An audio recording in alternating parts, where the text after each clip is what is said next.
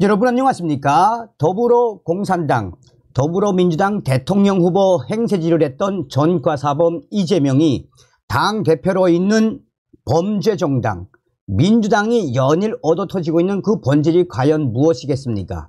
전과사범 이재명이가 이번 총선 어떻게 하든 본인의 방탄정당을 만들기 위해 친문재인 세력들과 비명계 대놓고 내쫓고 있지 않습니까?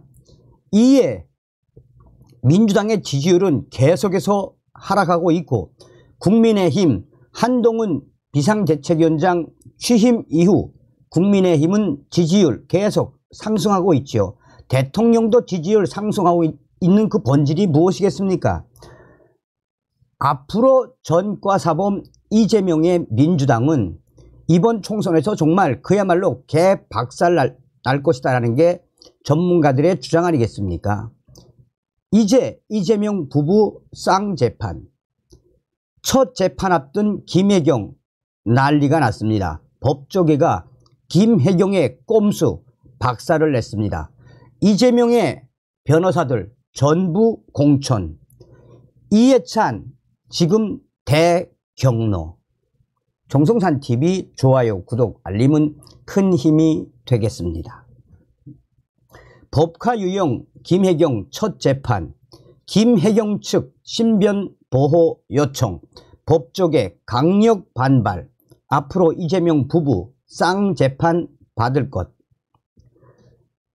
이재명 더불어민주당 대표의 배우자 김혜경 씨가 2022년 제20대 대통령 선거와 관련한 공직선거법 위반 혐의 사건과 관련해 법원에 신변 보호 요청을 한 것으로 확인됐습니다.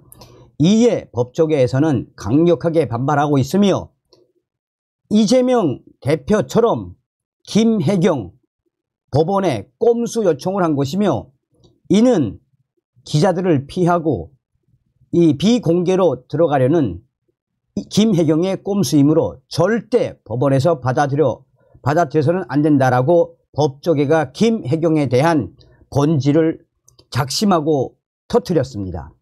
한 법조계 인사는 김혜경 씨의 이 법인카드 유형은 우리 대국민들의 엄청난 지탄을 받았던 사건이며, 김혜경의 첫 재판 법원이 비공개를 빌미로 신변보호 요청을 받아준다면 언론들과 또 보수 성향의 국민들 또 한 번의 성토를 받게 될 것이다라며 법조계에서는 이번 김혜경의 꼼수 요청을 받아주지 말아야 한다라고 강하게 위문을 제기하고 있습니다.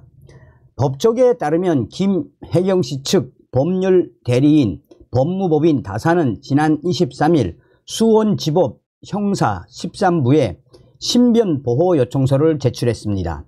법원은 신변 및 신상정보 보호 협의회를 열어 이 신변보호 여부를 결정한다는 방침입니다. 김혜경의 재판은 26일 오후 2시에 열립니다.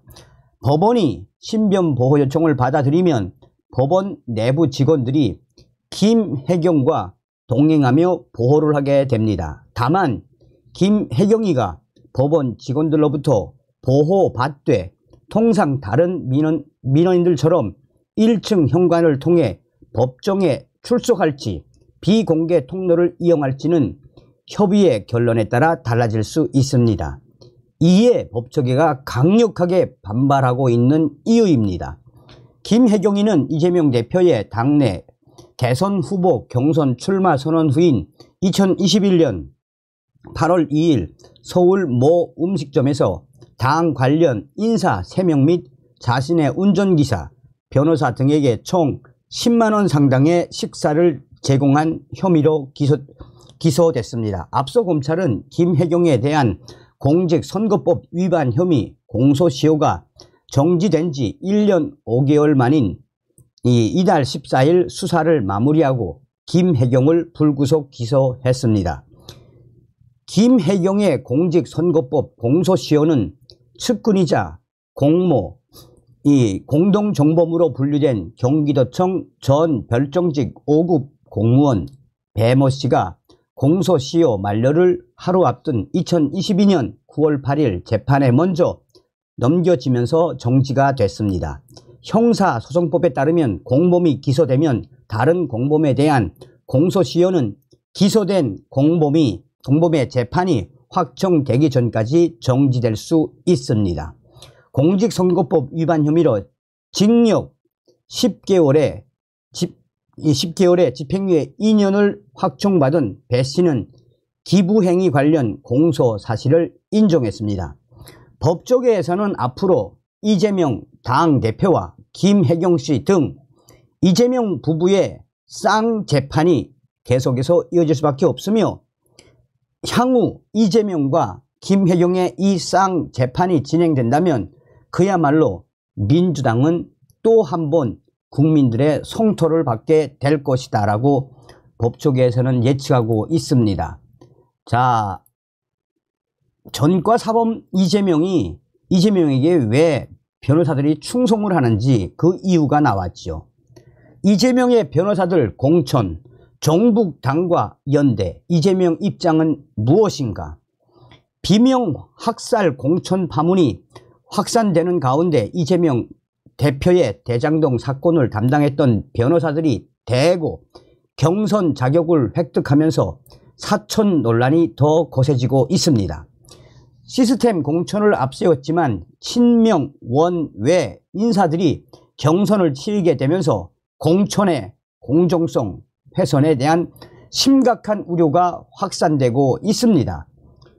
민주당 공천관리위원회에 따르면 이재명 대표 대장동 사건과 성남FC 위역에 대한 변호를 담당했던 박준택 변호사는 광주 광산갑 현역인 이영빈 위원과 대장동 의혹 재판을 이끄는 조상호 변호사는 최기상 위원과 서울 금천에서 경선을 치릅니다.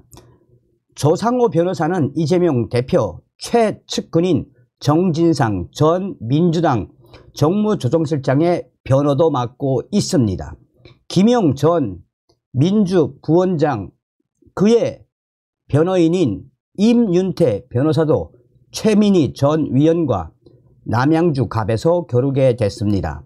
이재명 대표 변호를 맡았던 원외 인사들이 낮은 정치적 인지도에도 불구하고 대거 현역 전직 위원들과 경선에서 맞붙게 된 것은 결코 우연이라고 보기 어렵습니다.